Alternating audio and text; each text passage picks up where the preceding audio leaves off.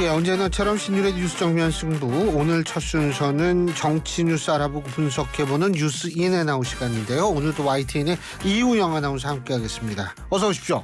안녕하십니까, 이우영입니다. 예, 아유, 이우영 아나운서가 안 오니까 이 방송이 잘 되진 않더라고. 아, 정말요? 예, 네. 그럼요. 제가 그날도 얘기했는데. 제가 다 듣고 있었습니다, 그날.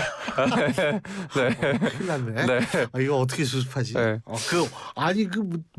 쉬는데 일을 해요, 들어요. 그냥 뭐 하필 그러니까 솔직히 쉬러 내가 가서 안 그럴 것 같아가지고 의심 네. 나서 들은 거잖아요. 솔직히 그렇게 얘기를 해야지. 쉬러 간 김에 또 쉬는 날에 쉬는 시간이었어서 말을 들어봤습니다. 네. 큰일 났네 이거. 네. 그 비밀로 하자 그랬는데 이게 네. 어쨌든 네.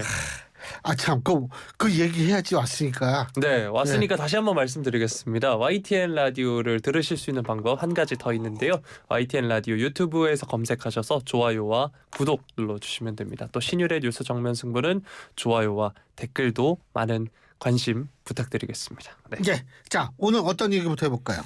네, 먼저 첫 번째로 다뤄볼 소식은 최근 서울 서초구 서희초 교사 사망 사건 등을 계기로 교권 침해 심각하다 이런 지적이 잇따르고 있는데 이 관련 소식 살펴보겠습니다. 윤 대통령이 오늘 교권 강화를 위한 교육부 고시 개정 또 자치조례 개정 추진을 지시했다 이런 소식이 전해지고 있는데요. 오늘 오전 용산 대통령실에서 주재한 수석 비서관 회의에서 이같이 지시했다 이렇게 지금 전해지고 있습니다.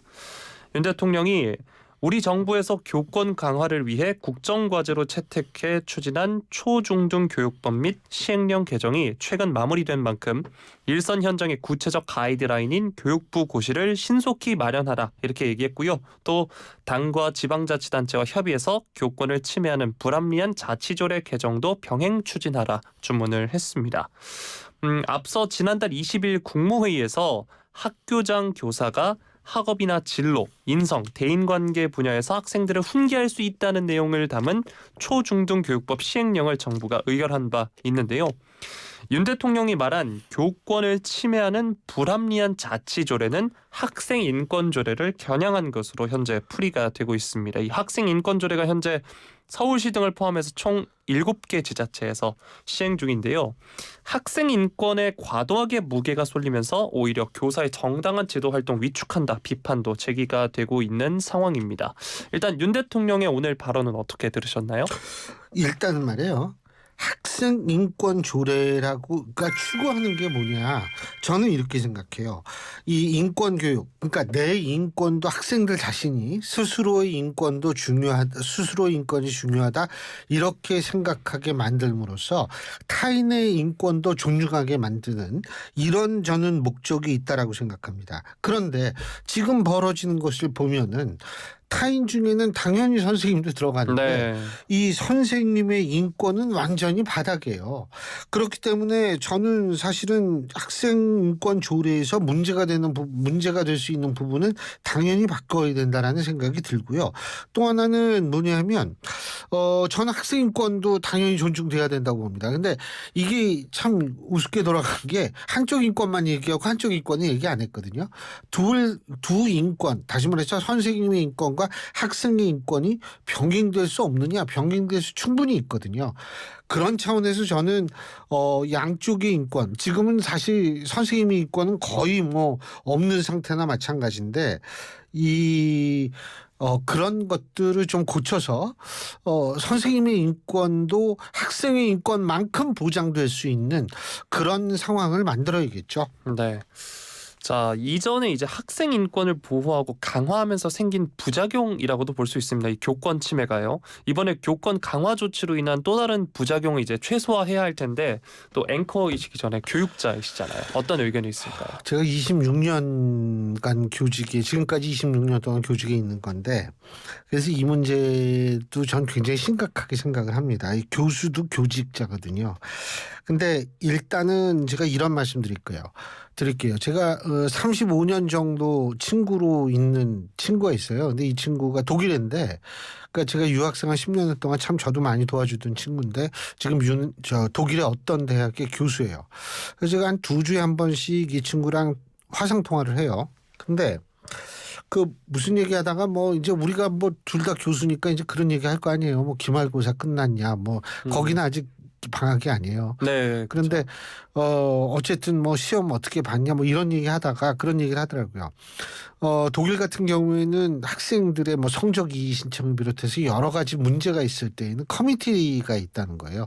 그 커미티 얘기를 하면 그 커미티 그러니까 그 위원회가 이 학생들의 어떤 요구나 항의나 이런 것들을 전부 취합을 해서 법적 타당성을 검토하고 이런 걸 검토해서 문제가 있다라고 생각하면은 뭐 그거는 더욱더 조사를 하고 이렇게 되지만 만약 문제가 없다 그러면 그것에서 끝난다는 거예요. 근데 제가 이 얘기를 하는 이유는 왜 그러느냐?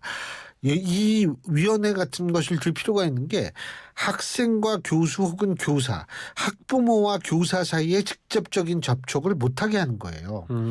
그러니까 이게 직접적인 접촉 때문에 이게 선생님들의 스트레스가 더 굉장히 강해지는 거거든요. 그래서 저는 제안을 하는 게 뭐냐면 뭐 어떤 선생님에 대해서 뭐 항의를 하거나 무슨 요구를 하거나 이런 게 있을 때에는 학교에서 공식 이메일 계정을 하나 개설을 해가지고 그 이메일로 다 해서 학교에서 일괄적으로 그걸 취합을 하는 겁니다. 취합을 해서 자체 진상 조절해서 문제가 있다라고 생각하는 경우에는 선생님을 불러서 철저하게 진상을 따져 묻고 이거는 좀 아닌 것 같은데라고 하면 사실 학교 측에서 그거를 무마시켜야지 선생님들의 이 직접적인 그게 없다라는 소위 말해서 스트레스가 덜할 거라고 생각하고요.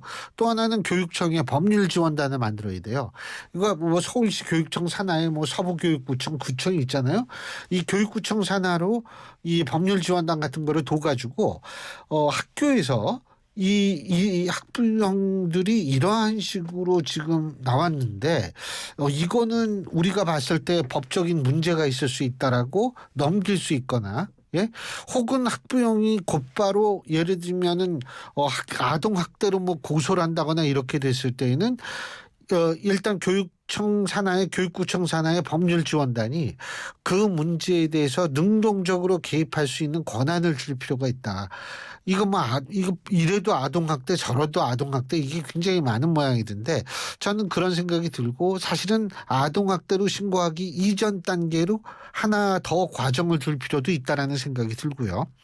그리고 한 가지 더 말씀드리자면 교사에 대한 폭언이나 폭행 같은 경우에는 가중처벌을 해야 된다라고 봅니다. 그러니까 예를 들면 우리가 경찰한테 폭행하면 이게 가중처벌되거든요.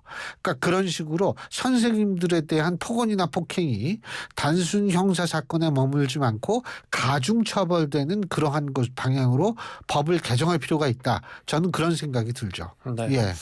이 교권이란 단어를 사전에 검색해 보면 가장 먼저 교사로서 지니는 권위나 권력 뭐 이렇게 나오는데 이게 넓게 보면 교육을 받을 권리와 할 권리가 모두 포함된다고 하니까요. 학생과 교사 모두 권리를 보호하고 또 강화해야 된다고 생각을 해봅니다. 그렇죠. 한쪽은 권리가 있고 한쪽은 권리가 없는 상황이나 마찬가지니까요. 네. 자, 두 번째 소식으로 넘어가도록 하겠습니다. 더불어민주당이 오늘 쌍방울그룹 대북 송금 사건에 연루돼서 구속 기소된 이화영 전 경기부지사에 대한 수사와 관련해서 목소리를 냈는데요. 당 검찰 독재 정치탄압대책위원회 또 인권위원회 법률위원회가 오늘 입장문을 냈습니다. 거기서 이화영 전 부지사는 김성태 전 쌍방울 회장에게 이재명 지사의 방북 비용 대납을 요청한 적이 없고 이재명 경기지사에게 보고한 일도 없다고 밝혔다. 검찰은 이 전 부지사에 대한 반인권적 조작 수사와 거짓 언론 플레이 즉각 중단하라 촉구를 했습니다. 이게 이 전 부지사가 지난 21일에 발표한 입장문 내용에 따른 건데요. 이 전 부지사가 최근에 쌍방울의 이재명 당시 경기지사 방북 추진을 요청한 적이 있다면서 검찰 조사에서 기존 입장을 번복한 것으로 알려졌다가 21일 지난 금요일에 변호인을 통해 발표한 입장문에서는 이게 또 사실 무근이다 이렇게 밝혔습니다. 그래서 민주당 이에 대해서 검찰이 추악한 거짓 언론 플레이를 편 것으로 볼 수밖에 없다 지적을 했었고요. 민주당은 검찰 수사에 항의하는 뜻을 전하고자 오늘 오전 수원지방검찰청을 항의 방문하기도 했습니다. 자, 민주당이 검찰의 조작 수사 의혹을 제기하고 있는데요. 반면에 국민의힘 입장을 보면 회유서를 제기하는 듯합니다. 김기현 대표가 회유라도 했나 이런 식으로 발언을 했는데 양측의 주장은 어떻게 보시나요? 저는 모르겠어요. 일단은 이 조선일보와 경향신문이나 각종 언론에 보도된 바를 따르면은 이화영 전 부지사의 진술 내용이 담긴 의견서를 11일 날 제출을 했는데 재판부가 7월 18일 재판에서 이 전 부지사의 변호인에게 네. 죄송합니다. 이 전 부지사의 변호인에게 최근 검찰 측이 기존 공소 사실에 대한 이 전 부지사 입장에 미세하게 변동된 부분이 있다라는 의견서를 냈는데 여기에 대해 설명해달라. 재판부가 재판에서 이렇게 요청을 했다는 겁니다. 그러니까 이 전 부지사의 변호인은 그동안 이 전 부지사는 도지사 방북 비용 대납 요청 여부에 대해 자신은 전혀 모르는 일이고 관여하지 않았다는 입장이었으나 최근 검찰의 쌍방울의 방북을 한번 추진해달라는 말을 했다고 진술했다. 이렇게 얘기를 하면서 이 전 부지사의 입장 변화를 인정했다. 이렇게 지금 언론에 보도가 됐거든요. 그러니까 이거는 변호인에 의해서 재판부에 얘기를 한 거예요. 그러니까 이게 뭐 단순하게 언론 플레이로 우리가 얘기할 수 있을지는 사실은 그거는 그 판단은 저는 쉽게 내리기가 좀 힘들 것 같다는 생각이 들 수 있거든요. 경향신문에서도 이제 18일 재판에서 이화영 피고인은 스마트폰 관련에 대해서는 입장이 같다. 방북 비용에 대해서는 전혀 모르는 일이고 관여하지 않았다는 입장에서 방북을 요청하는 것은 맞는 것 같다는 취지다. 이렇게 지금 변호인이 이제 얘기한 것으로 알려지고 있는데 지금 이 변호인 문제도 지금 이게 방금 전에 뉴시스에서 보도한 건데요. 이 전 부지사의 부인이 그 그러니까 변호인을 해임 신고서를 제출한 것으로 지금 보도가 됐어요. 이게 네. 한 1시간 전에 보도된 네. 거거든요.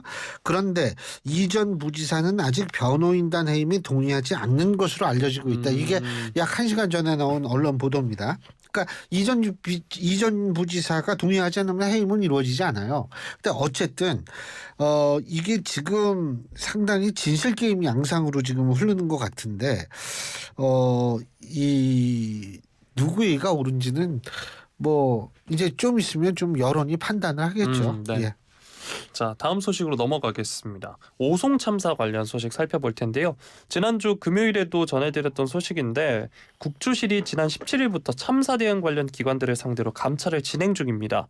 지난 21일 금요일에 감찰 결과 경찰이 112 신고 시 112에서 이제 신고 사건 처리 과정에서 중대한 과오를 범했고 사고 발생 이후 경찰의 대응 상황 파악 과정에서 총리실의 허위 보고까지 이루어졌다면서 경찰관 6명을 대검에 수사 의뢰했다는 소식이 지난 금요일에 전해드린 소식이고요. 오늘은 관련해서 국무조정실이 침수 과정에서 다수 인명피해가 발생한 이 오송읍 궁평 제2 지하차도 참사와 관련해서 충북도 또 행정중심 복합도시 건설청 줄여서 행복청 관계자 12명을 검찰에 수사 의뢰했다고 합니다.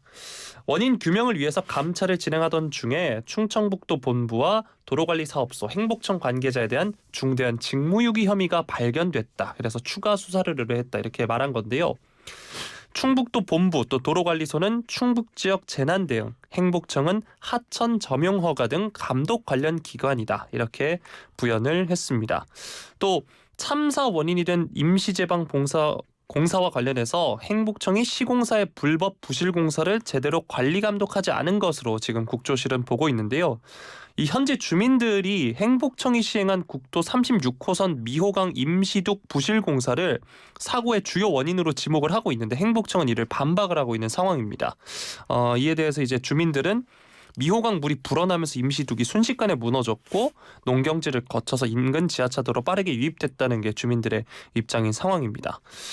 또 이번 충북 지역 재난대응 총책임자인 김영환 충북지사 개인에 대한 감찰은 아직 진행되고 있지 않은 것으로 전해지고 있습니다. 총리실 관계자에 따르면 법적으로 선출직 지자체장은 국주실의 조사 권한이 없다. 감찰 대상은 충북도청이다라고 설명했다고 하는데요. 사실 김영환 충북지사가 발언과 관련해서도 논란이 있었지 그렇죠. 않습니까? 재난대응의 총책임자로서의 책임에 대한 비판도 이어지고 있는데 감찰이 진행되고 있지 않다는 점 이건 어떻게 보시나요? 일단 저는 그 얘기부터 좀 말씀드리고 싶어요. 우리가 행복청 그러는데 이 행복청이라는 게 듣기에 따라서는 지금 연관된 사건이 너무 엄청난 참사기 때문에 네. 이 행복청이라는 단어보다 행복보단 행정시 복합건설청의 약자죠. 네. 이 행복청이라는 얘기 좀 쓰지 말았으면 좋겠어요. 아주 좀 사실 돌아가신 분들 생각해 보면 거북하거든요. 네. 그래서 이게 모든 언론에서 다 그런데 좀 이거는 용어를 바꿨으면 좋겠고, 그리고 선출직 지자체장은 국조실의 조사 권한이 없는 것은 맞죠. 선출직 단체장이기 때문에.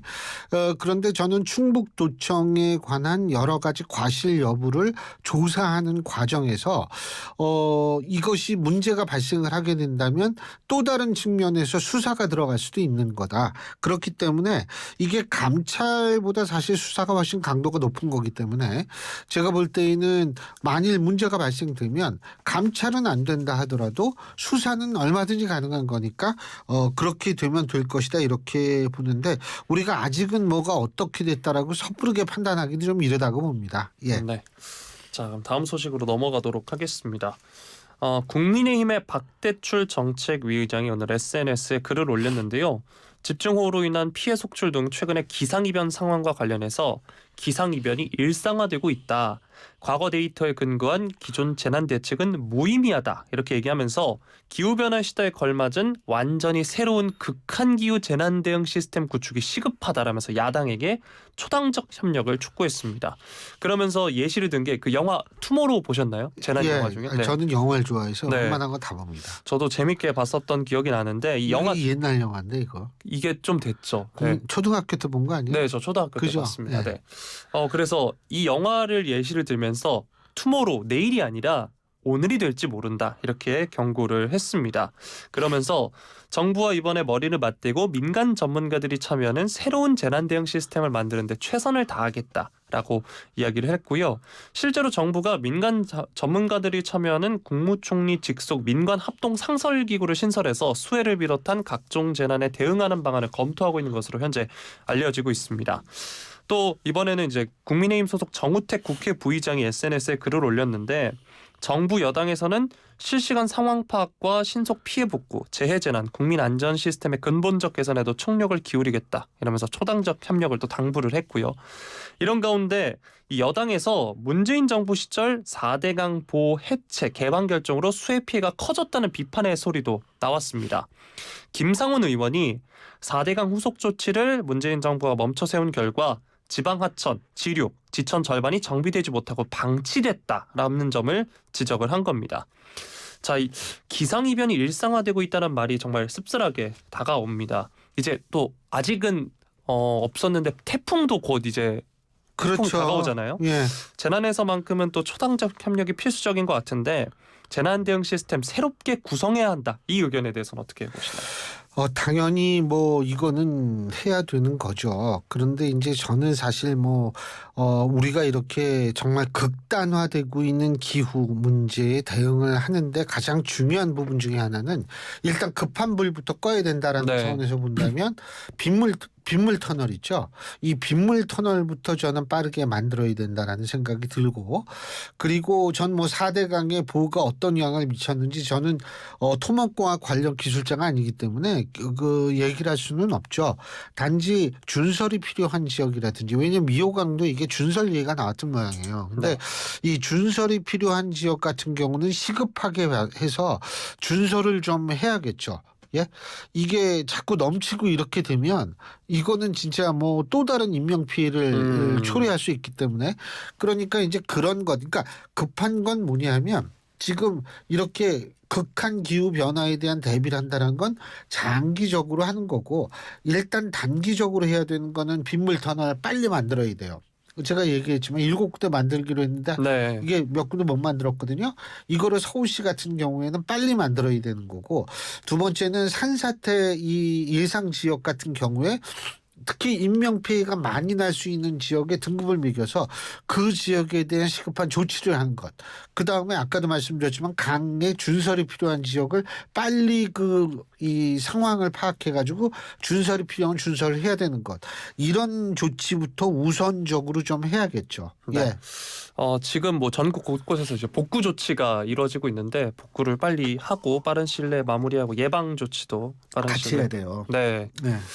저도 이제 주말에 이제 기차를 이용했었는데 뭐 기차 이용하시는 많은 청취자분들께서 아시겠지만 지금 남부지방에 그 복구가 다 안 돼서 돌아가거나 이러면서 기차 열차 지연이 좀 많이 되더라고요. 네. KTX 같은 것도 그렇게 되는 네, 거구나. KTX가 뭐 한 예상 도착 시간보다 한두 시간이 더 지연이 되는 경우가 그렇군요. 있습니다. 네. 자, 다음 소식으로 넘어가겠습니다. 국가보훈부가 오늘 국립대전현충원 홈페이지에 안장자 검색 및 온라인 참배란에 게재된 백선엽 장군의 친일 반민족 행위자 문구가 법적 근거 없이 기재된 것을 확인하고 이 검토를 거쳐서 해당 내용을 삭제하기로 최종 결정했다 이렇게 밝혔습니다. 그래서 어제까지는 백 장군의 안장 기록을 검색하면 비고란에 친일 반민족 행위 진상규명위원회에서 친일 반민족 행위자로 결정 괄호하고 2009년 이런 문구가 기재가 돼 있었는데 지금은 해당 문구를 찾아볼 수 없습니다. 보훈부는 이에 대해 게재 경위 등을 검토한 결과 백 장군이 장성급 장교로서 국립묘지법에 따라 적법하게 현충원에 안장됐음에도 법적 근거 없이 안장 자격이 된 공적과 관계없는 문구를 기재하는 것은 국립묘지 설치 목적에 부합한다고 보기 어렵다고 판단했다 이렇게 밝혔습니다.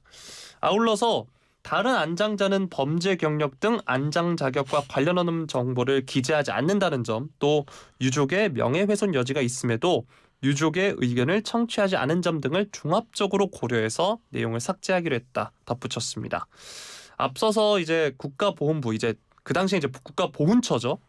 백 장군이 국립대전현충원에 안장된 다음 날인 2020년 7월 16일에 이 친일 반민족 행위자라는 문구를 홈페이지 안장 기록에 명시한 바 있습니다. 이래서 이제 유족이 탄원서를 제출을 했고 최근에도 이제 보훈부 장관 박민식 보훈부 장관이 백선엽 장군은 최대 국난이었던 6.25 전쟁을 극복하는데 혁혁한 공을 세운 대한민국 최고의 영웅 중 한 명이다 이렇게 강조하기도 했습니다. 보훈부 이번 조치는 어떻게 보시나요?